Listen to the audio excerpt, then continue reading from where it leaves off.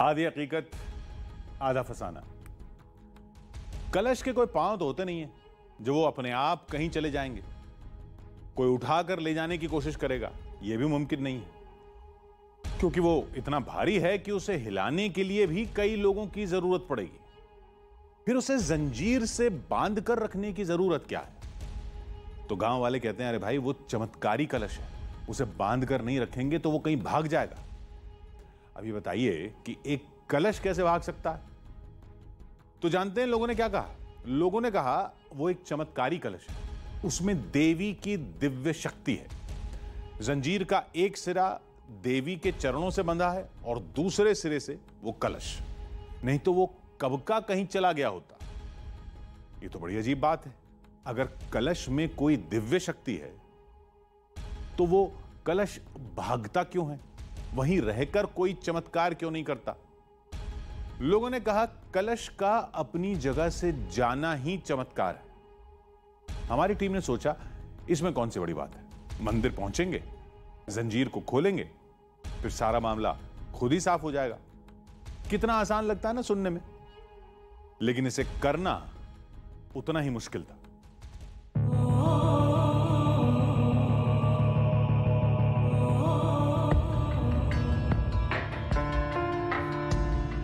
देवी का ये धाम 10वीं शताब्दी का है, लेकिन ये जगह ये तो सदियों से है, और चमत्कार तो उस समय से हो रहा है जब ये मंदिर बना ही था।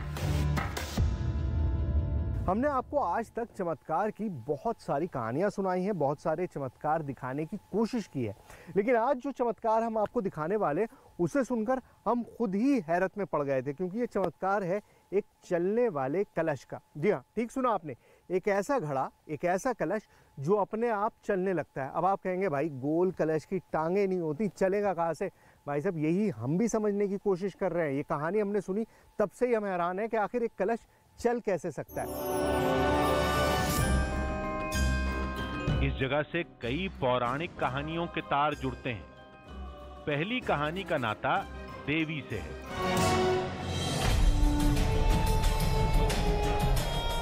कहते हैं इसी जगह देवी दुर्गा ने महिषासुर राक्षस का वध किया था।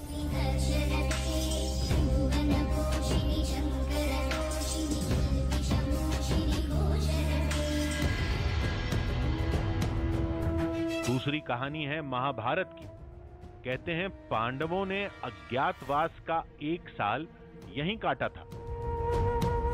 जो पांडव जब वनवास झेले थे, फिर गुप्त काल में जब उनको 13 वर्ष का जब उनको वो मिला था, तो वो कुछ समय उन्होंने यहाँ पर बिताया। हाटकोटी के अंदर विराट नगरी है। हाटकोटी जब आप मंदिर देखोगे, जब आप वहाँ जाओगे, विजिट करोगे, हाटकोटी मंदिर के बिल्कुल सामने सोनपुरी पर्वत है। वहाँ बताते कि वहाँ विराट नगरी करके एक जो है राज्य कहिए वो नगरी थी, तो वहाँ पर जो है उन्होंने अपना एक जो है वर्ष पूरा बिताया है, कुछ समय वहाँ पर बिताया है। दावे तो बहुत होते हैं, सच्चाई पड़ताल के बाद सामने आती है, और पड़ताल के लिए हमारी टीम मंदिर में थी। चलने वाले कलश, वेल ये आइडिया सुनकर ही इतना आउटलैंडिश लगता है कि यकीन करना बड़ा मुश्किल होता है। कलश क्या वाकई चल सकते हैं? क्या ऐसा मुमकिन है कि कोई चीज़ जो जिंदा नहीं हो वो फिर भी चले? अब इसके बारे में मैंने बहुत सर्च किया, बहुत जानने की कोशिश की, कुछ भी नहीं मिला। लेकिन जैसे कहते हैं ना कि हाथ कंगन को आरसी किया और पढ़े लिखे को फारसी किया। फाइनली हम पहुंच गए हैं अपने डेस्टिनेशन पर। हाटकोटी मंदिर में हम अब अंदर जा रहे हैं और चंद मिनटों में वो सारी चीज़ें आपके सामने आ जाएंगी जिसके बारे में हमने इतना सुना। क्या कलश वाकई चल सकता है? क्या ये मुमकिन है कि कोई चीज़ जो जिंदा ना हो, जिसमें कोई जान ना हो, वो अपने आप चलने लगे? इन सारे राज पर से पर्दा बस उठने वाला है, क्योंकि हम अब हाटकोटी मंदिर में मौजूद हैं। मंदिर में उस कलश को खोजना कोई मुश्किल काम नहीं, सामने ही दिखता है।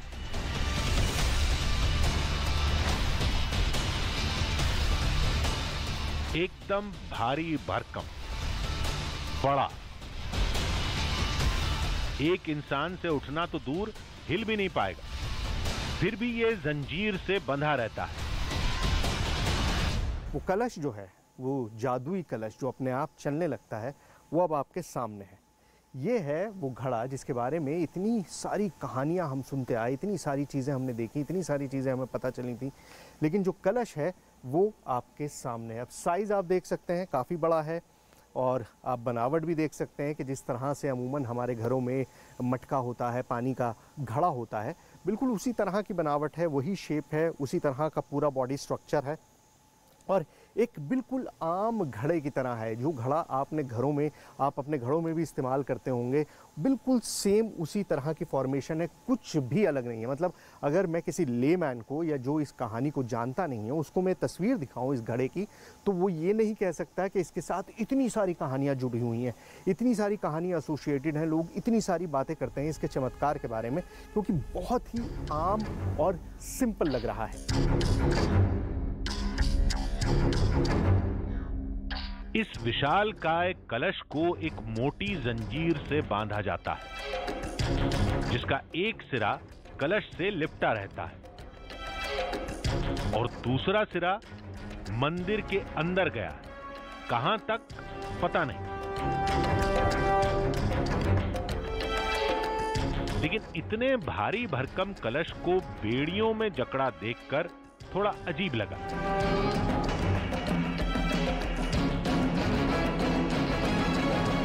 ये मटका, ये घड़ा, ये कलश जो है ये बंधा हुआ है चेन से। ये चेन आप देख रहे हैं, ये बहुत हैवी चेन है।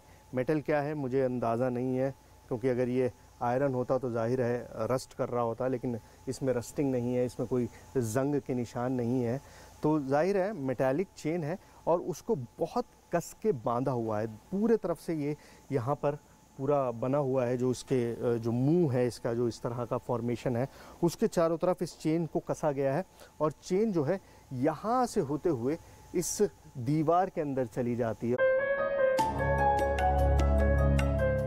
कहते हैं अगर कलश को इन बेड़ियों से आजाद कर दिया जाए तो ये कहीं चला जाएगा,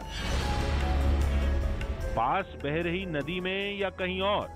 अजीब लगा ना, लेकिन दावे के साथ यहां कई कहानियां सुनाई जाती हैं। ये अपने आप ही चल पड़े उधर। अच्छा, रो लोग। अच्छा, तो एक तो चल पड़े कैसे? मतलब पाँव तो है नहीं, तो नहीं, रो लो के। अच्छा, रोल होके चल। हाँ, ऐसे घूमते।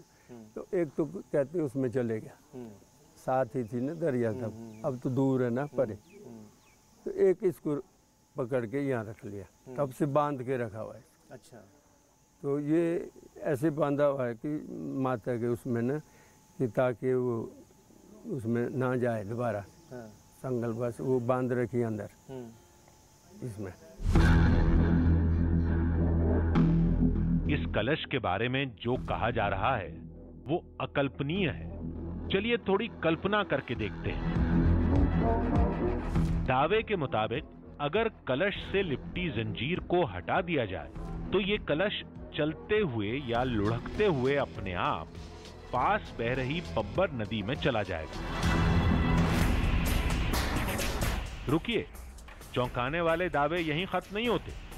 कहते हैं जब भी आसपास के इलाके में कोई आपदा आने वाली होती है, देवी के दरबार के बाहर बंधा ये कलश उसका संकेत देने लगता है। कुछ ऐसा ही हुआ था जब पास के एक गांव में आग लगी थी। आप बता रहे हैं कि गांव में आग लगी तो क्या हुआ? जब वो पहले मंडोल जगह है यहाँ साथ में ही हमारे दादा पिताजी लगाते, जो हिस्ट्री है पुराना रिकॉर्ड तो यहाँ कोई नहीं है, ना कोई चिट्ठी है ना पत्र है। जब आग लगी, अच्छा, जब आग लगी तो कहती है पलटा मार के आ गया। मतलब ये उठ के पलट मार के यहाँ पर आ गया। तो ये तो कई कदम हो गए, 3-4-5 कदम हो गए ये। बिल्कुल सीटी मारी। हाँ, जब सीटी मारी तो जब वो उठे अंदर देखा वो पलट मार के यहाँ। अच्छा, तो ये जब कभी बहुत बड़ा गरजता है या कोई तूफान कुछ आता है, कहते छेड़ तो करता है ये। अच्छा, महसूस नहीं होता ये। अच्छा, कुछ है। अगर इस कलश में दिव्य शक्ति है तो उसके सामने एक मामूली जंजीर की क्या बिसात। कलश तो इसे तोड़कर कहीं भी जा सकता है। तो लोगों ने कहा कैसे जाएगा? आदि शक्ति से बड़ी कलश की दिव्य शक्ति नहीं है। जंजीर का एक सिरा अंदर देवी की प्रतिमा से बंधा है जो इसे रोक कर रखती है। हमारी टीम उसे देखना चाहती थी, लेकिन हमें अंदर जाना मना था। मंदिर के अंदर हम नहीं जा सकते, कोई भी इनफैक्ट बाहर का आदमी नहीं जाता है। ये पंडित जी का परिवार है जो सदियों से इस पुजारी रहा है यहाँ पर, और सिर्फ इन्हीं के परिवार को ये आज्ञा है। तो पंडित जी हम तो जा नहीं पाएंगे अंदर, लेकिन हम चाहते हैं कि जो मूर्ति है, जो इतनी खूबसूरत, इतनी शानदार मूर्ति है, उसको करीब से देख सकें। तो एक कैमरा आप ले जाइए और जो जो सारी चीज़ें हैं उनको शूट करके लाइए। तो जो भी चीज़ें हैं, जो भी ऐसे डिफाइनिंग फीचर्स हैं, जो भी चीज़ें हैं जो ख़ास हैं, वो हम रिकॉर्ड कर पाएंगे। अब ये कैमरा अंदर जा रहा है और सारी चीज़ें धीमे धीमे करके इसमें रिकॉर्ड होनी शुरू हो गई हैं। तो किस तरह से है मूर्ति, करीब से उसके विजुअल्स हम आपको दिखाएंगे पूरा, जब ये रिकॉर्डिंग हो जाएगी।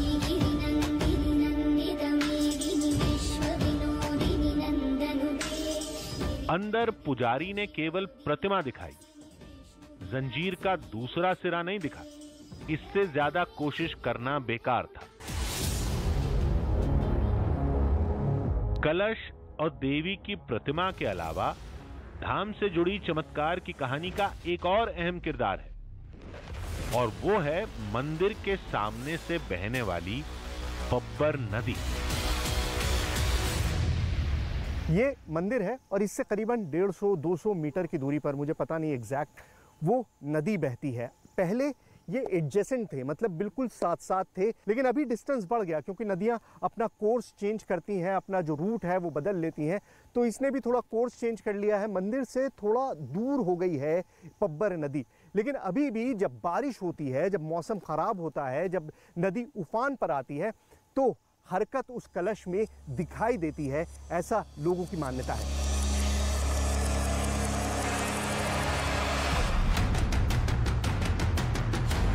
इस मान्यता के पीछे एक चौंका देने वाली कहानी है। बताया जाता है कि पहले इस मंदिर में एक नहीं 2 चमत्कारी कलश थे। दोनों नदी में बहते हुए मिले थे। एक बार नदी में बाढ़ आई तो दोनों कलश में हलचल हुई और दोनों लुढ़कते हुए नदी में वापस चले गए।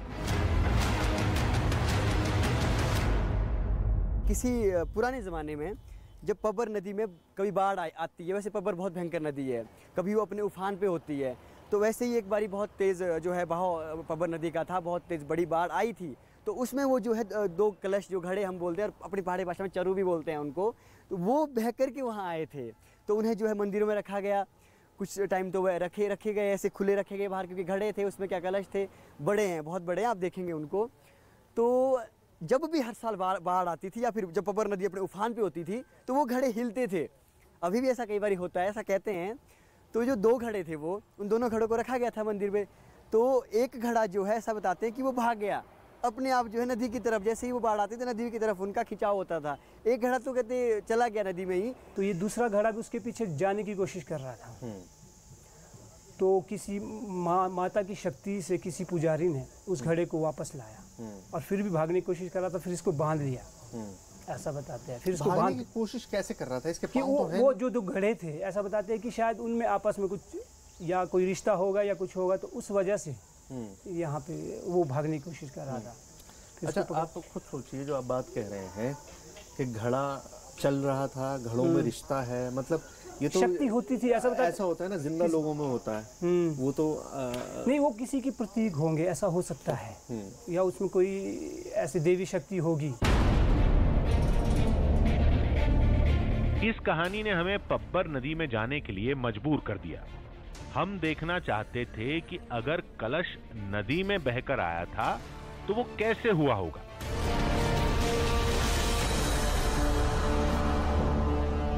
अब ये शेप अगर आप देख रहे हैं तो ये हूबहू उसी कलश की तरह है, सिर्फ साइज का फर्क है। वो बहुत बड़े साइज का है, ये बहुत छोटे से साइज में है, सिर्फ साइज का फर्क है। इस शेप के अंदर डिस्प्लेसमेंट होता है। ये जितना ज़्यादा पानी को डिस्प्लेस करता है, उतना ही ज़्यादा ये पानी पर फ्लोट करता है। ये साइंस कहती है, मतलब आप इसको बड़े आराम से मान सकते हैं कि साइंटिफिकली बिल्कुल ठीक है। और मैं आपको दिखा भी देता हूँ, ये मेटल का बना हुआ है, स्टील का बना हुआ कलश है। इसे जब मैं इस पानी पे रखूँगा, ये बिल्कुल पब्बर नदी की तरह ही इस नदी का बहाव है, बहुत तेज पानी है। जब मैं इसे रखूँगा तो ये कहाँ आ जाएगा, ये देखिए, ये रख रहा हूँ मैं, ये देखिए, देखा आपने, मतलब ये टर्न हो गया, क्योंकि इसका थोड़ा सा वजन इस तरफ ज़्यादा है और इस तरफ कम है, टर्न हो गया, लेकिन फिर भी डूबा नहीं, फ्लोट करता रहा पानी में। एक बार और देखिए,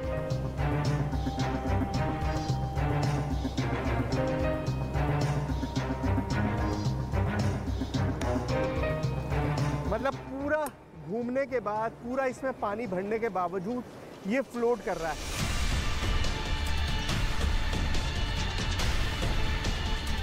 कुछ इसी अंदाज में कलश भी बहते हुए मंदिर पहुंचे होंगे जैसा दावा किया जाता है, लेकिन चमत्कार वो कहानी नहीं, ये कलश है। क्या रात में बेड़ियों से आजाद करते ही सुबह तक ये कलश कहीं चला जाएगा? अब इसकी पड़ताल कौन सी बड़ी बात है, जंजीर हटा दो, सुबह तक इंतजार करो, हकीकत अपने आप सामने आ जाएगी। क्यों, आप यही सोच रहे हैं ना? हमारी टीम भी यही सोच रही थी, लेकिन ऐसा नहीं है। कलश के चमत्कार की सच्चाई अभी हमसे कोसों दूर थी। घने जंगल में, नदी के उस पार, पर्वत की सबसे ऊंची चोटी पर, एक बेहद तंग गुफा में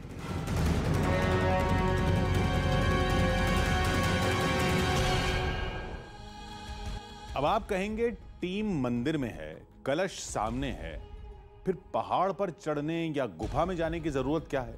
जरूरत है, क्योंकि कलश की पड़ताल के लिए उसे बेड़ियों से आजाद करना होगा। इसके लिए मंदिर के मुख्य अधिकारी से बात करनी होगी, जो एक दिन बाद मंदिर पहुंचेंगे। तब तक हमारी टीम ने सोचा क्यों ना मंदिर से जुड़े और दावों की पड़ताल कर ली जाए। कहते हैं मंदिर महाभारत के समय का है। पांडवों ने अज्ञातवास का 1 साल इसी जगह पर काटा था। दावा है कि मंदिर के सामने जो पहाड़ है, उसकी दूसरी तरफ विराट नगर था, द्वापर युग का वही राज्य जिसने पांडवों को शरण दी थी। कहते हैं उस पहाड़ से देवी के धाम तक एक गुफा थी और पांडव उसी गुफा से देवी के दर्शन करने मंदिर आते थे। दावा है कि वो गुफा आज भी है। चलिए चलकर देखते हैं वहां क्या मिलता है, गुफा या महज एक कहानी।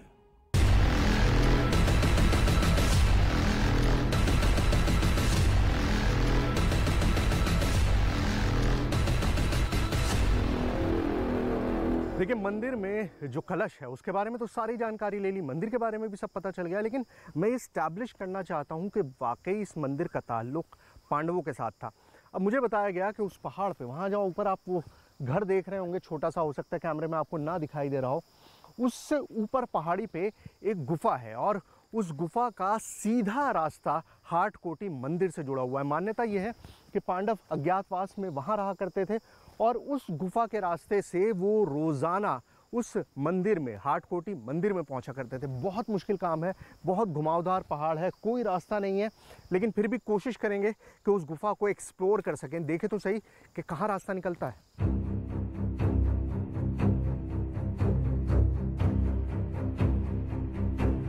जिस गुफा की बात हो रही है वो 5000 साल से भी पुरानी है। हो सकता है कलश का नाता पांडवों से रहा हो।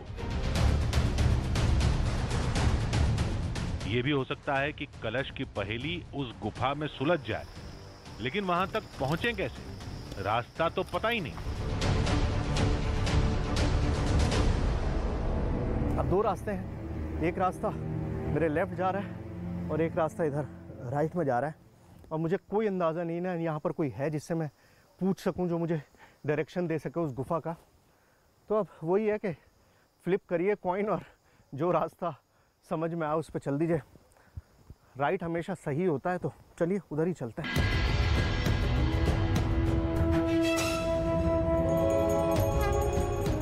ये सच है कि पांडव महादेव के बहुत बड़े भक्त थे, लेकिन वो आदि शक्ति की भी उपासना करते थे। अज्ञातवास का समय भी विराट नगर में गुजारा गया था। तो क्या वाकई हम उस जगह को खोजने में कामयाब रहेंगे? पता नहीं, अभी तो राह में बहुत मुश्किलें हैं।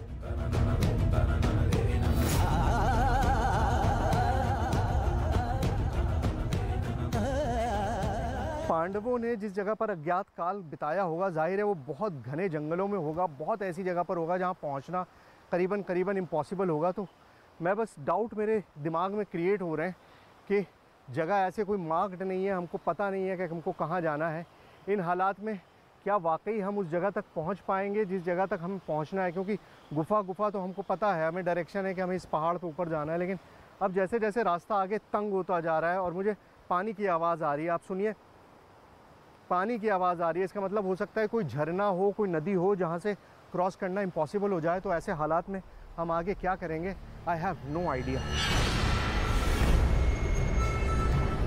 अंदाजा सही निकला, आगे नदी ही थी जिसमें खतरनाक लहरें उठ रही थी।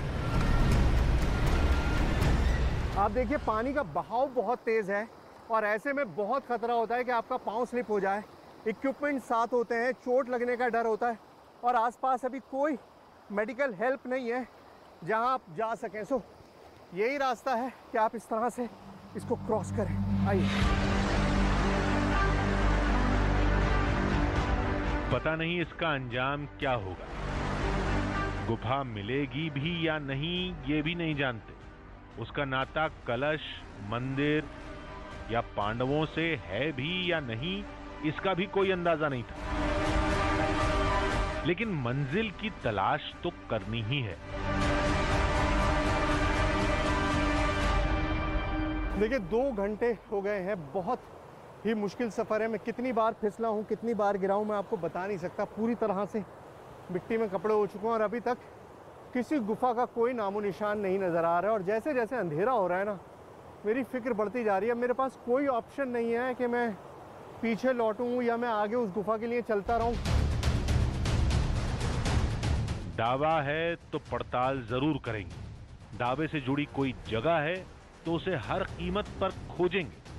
और थोड़ी ही देर बाद मेहनत का फल सामने था। हमारी टीम गुफा में थी।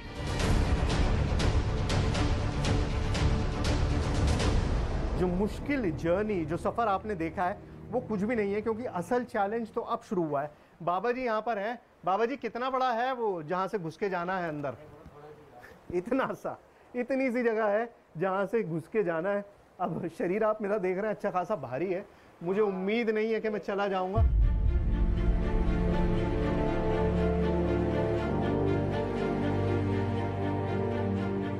अगर ये रास्ता वाकई नीचे मंदिर तक पहुंचा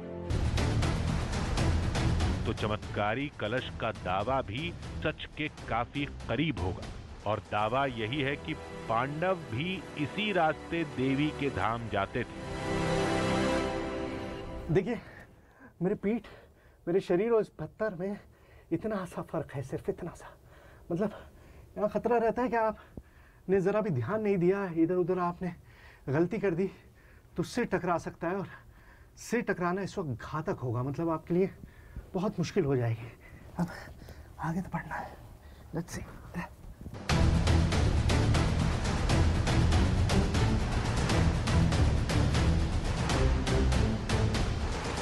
गुफा तो तंग ही रहती है, लेकिन ये जगह वाकई सैकड़ों साल पुरानी है।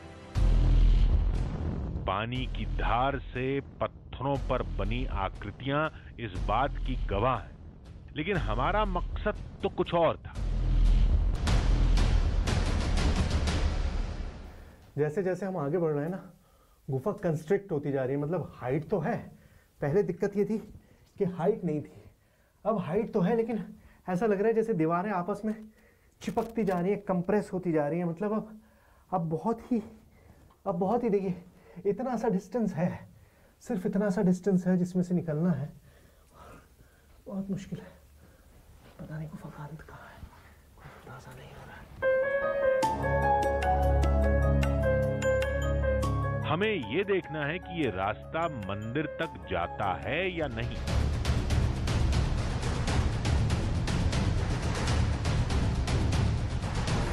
कहते हैं युगों पहले पांडव जाते थे, लेकिन अब तो ये नामुमकिन लग रहा है। आगे तो गुफा बंद थी।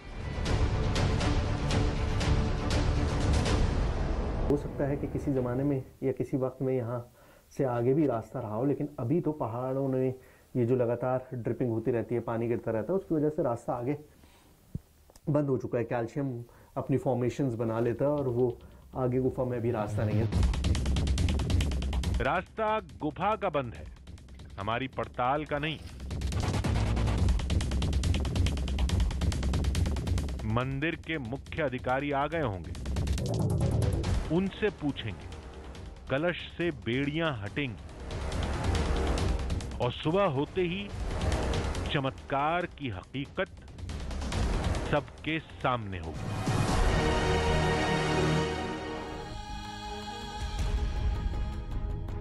सवाल अभी भी हमारे सामने जस का तस था। क्या बेड़ियों से आजाद होते ही कलश कहीं चला जाएगा? अगर नहीं तो दूसरे कलश के जानने की कहानी क्यों सुनाई जाती है? अगर वो कहानी झूठी है तो सच क्या है? उसी सच का पता लगाने के लिए हमारी टीम मंदिर के मुख्य अधिकारी का इंतजार कर रही थी, जिनके कहने पर कलश की जंजीर को हटाया जाएगा। फिर देखते हैं क्या होता है। अगर कलश में कोई हलचल हुई तो उसकी तस्वीरें आपके सामने होंगी, अगर नहीं हुई तो वो सच्चाई भी हम दुनिया को बताएंगे। फिलहाल तो जंजीर के खुलने का इंतजार था, देखते हैं क्या होता है।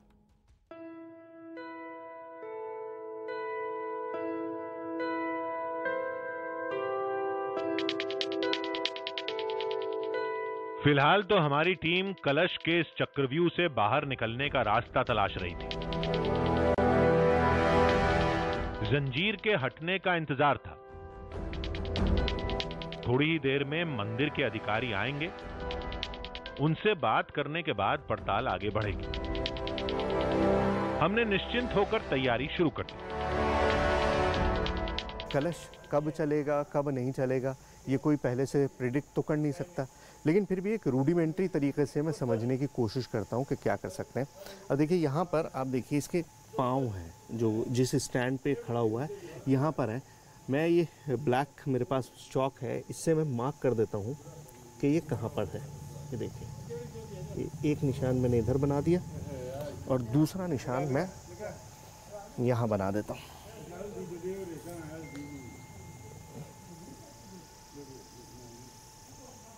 ठीक है, मतलब दोनों जगह पर ये ब्लैक निशान बना दिया है ताकि हमको अगर कोई मूवमेंट हो, ये अपनी जगह से हिले, आगे पीछे जाए, तो एटलीस्ट पता चल जाए कि किस तरह का मूवमेंट यहाँ पर हुआ है। अब हमारी टीम तैयार थी, केवल जंजीर हटाने के आदेश का इंतजार था। तभी हमारी नजर इन 5 छोटे छोटे मंदिरों पर पड़ी। तब पता चला कि इस धाम का नाता वाकई महाभारत काल से है। अब ये जो फॉर्मेशन आपको दिखाई दे रही है, छोटे छोटे मंदिर हैं और गिन लीजिए 1 2 3 4 और वो 5वां मंदिर, मतलब 5 मंदिर 5 पांडवों के यहाँ पर मौजूद हैं। ये छोटे छोटे टेम्पल्स हैं। ये कब बनाए गए थे? मान्यता यही है कि पांडवों ने खुद अपने हाथों से यहाँ पर स्थापित किया। शिवलिंग स्थापित किए 5, ये मंदिर स्थापित किए 5, और क्योंकि वो देवी के उपासक थे तो देवी की मूर्ति भी वहाँ पर स्थापित की। मंदिर के पौराणिक होने के और प्रमाण मांगने पर देवी की मुख्य प्रतिमा दिखाई जाती है, जिस पर लिखी इस भाषा को आज तक कोई नहीं समझ पाया। कई जानकारों ने कोशिश की लेकिन सभी नाकाम रहे।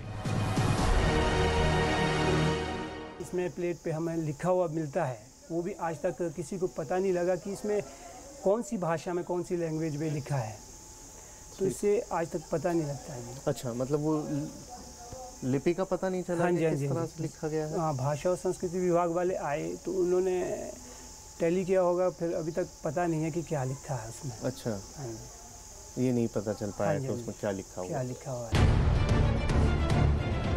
मामला अब आगे बढ़ चुका था। सवाल वही, जंजीर हटने के बाद क्या होगा? कलश हिलेगा या कहीं चला जाएगा? मुख्य पुजारी आ चुके थे, अब जंजीर हटाने की बारी थी। अब जो सबसे इम्पोर्टेंट चीज़ है कि प्रमाण प्रमाण प्रमाण, ये कलश चल सकता है या नहीं चल सकता, ये कैसे पता चलेगा? ये तभी पता चलेगा जब ये चेन जो है इसकी वो हट जाए और इसको आज़ादी मिले। भंडारी जी हैं, मंदिर की पूरी देखभाल आप ही के हाथ में भंडारी जी। मैं मतलब अब कहानियाँ सुन ली, सबने बता भी दिया, सारी जो किंवदंतियाँ हैं वो भी हमने जान ली, लेकिन प्रूफ तो तभी हो सकता है जब इस चेन को खोला जा सके। ये चेन तो नहीं खुलेगी जी, चेन तो बिल्कुल भी नहीं खुलेगी, ना खुलती है ना आज तक खुली है। हाँ बिल्कुल सही बात है भाई, नहीं खुली है और खुलनी भी नहीं चाहिए क्योंकि रिलीजियस सेंटिमेंट्स जुड़े हुए हैं इससे, लोगों के बिलीफ जुड़े हुए हैं। हाँ, लेकिन अगर खोलेंगे नहीं तो फिर चीज़ें थोड़ी सी वो नहीं होती ना। अब जब खोलेंगे तभी तो ये चलेगा, तभी तो कैमरे पे साबित होगा। चेन तो कभी खुलेगी ना, आज तक खुली है ना इसको हम खोल सकते हैं। ये क्या, जंजीर खोलने से तो साफ मना कर दिया गया। हमारी टीम ने तो इसकी कल्पना भी नहीं की थी, लेकिन हमने हार नहीं मानी, कोशिश जारी रखी। मैं आपकी बात से पूरी तरह से इत्तेफाक रखता हूँ, मैं मान रहा हूँ आपकी बात कि भाई नहीं खुली है, खुलनी नहीं चाहिए, क्योंकि एक चीज़ बिलीफ सिस्टम से जुड़ी हुई है, लोगों की भावनाएं आहत हो सकती हैं और वो करने का मकसद भी नहीं है। लेकिन हम जिस कहानी को प्रूफ करने की कोशिश कर रहे हैं भंडारी जी, वो तो तभी होगा जब ये हमको चलता हुआ दिखाई देगा। अब ये चलेगा ही नहीं तो फिर हम कैसे प्रूफ करेंगे? देखो जी, सतयुग में लोग विश्वास करते थे, विश्वास पे ये दुनिया स्थिर है, उनकी आस्था थी, उनकी वजह से हम भी आज तक इसको पूजा कर रहे हैं। इसीलिए हम इसको ना खोलेंगे ना इसको हम कभी खोलने की अनुमति देंगे किसी को। लेकिन लाखों दर्शक, करोड़ों दर्शक जो हैं वो देखना चाहेंगे, देश भर में, दुनिया भर में ये देखना चाहेंगे कि भाई ये चमत्कार आंखों के सामने हो, उनको नजर आए। तो वो तो तभी पॉसिबल है ना जब थोड़ा सा आप मदद करें। ये नहीं हो सकता सर, ये नहीं हो सकता, क्योंकि आज तक ना हमारे बुजुर्गों ने किया ना हम कर सकते इसको। ये कभी ये नहीं हो सकता। अगर चेन नहीं खोली गई तब क्या करेंगे? पता कैसे चलेगा? पड़ताल का नतीजा कैसे सामने आएगा? लेकिन मंदिर प्रशासन तैयार ही नहीं हुआ।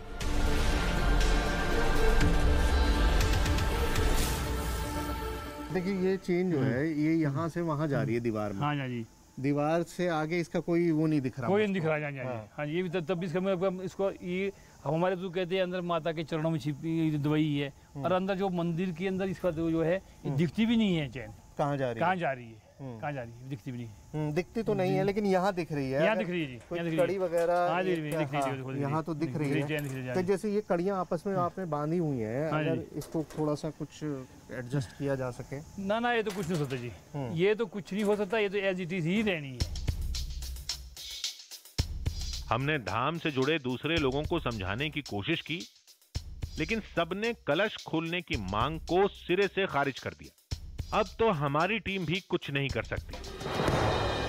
आधी हकीकत आधा फसाना अपनी जगह है, बट अल्टीमेटली लोगों की भावनाएं जो हैं वो सबसे इम्पोर्टेंट है। आप किसी के भी रिलीजियस बिलीफ को हर्ट नहीं करना चाहते, ख़ासतौर से ऐसी जगह पे जहाँ पर सदियों से मान्यताएं जुड़ी हुई हैं एक चीज़ के साथ, एक कलश के साथ। अब मैं इंसिस्ट कर रहा हूँ, मुझे पता है कि मेरी कहानी के लिए इम्पॉर्टेंट है, लेकिन भंडारी जी जानते हैं कि लोगों के लिए क्या ज़रूरी है। तो जाहिर बात है जो लोगों के लिए ज़रूरी है वो हमेशा हमारी कहानी से ऊपर रहेगा। So can't help it. जरूरी नहीं कि हर कहानी का अंत हो, हर पड़ताल किसी नतीजे पर खत्म हो, यह भी हमेशा नहीं हो सकता। इस कलश के चमत्कार की हकीकत तभी सामने आएगी जब इस जंजीर को खोला जाएगा, लेकिन धाम से जुड़ी आस्था ऐसा करने से रोकती है। ऐसे में लोगों का धाम पर विश्वास और बढ़ जाता है, और ये विश्वास किसी चमत्कार से कम नहीं।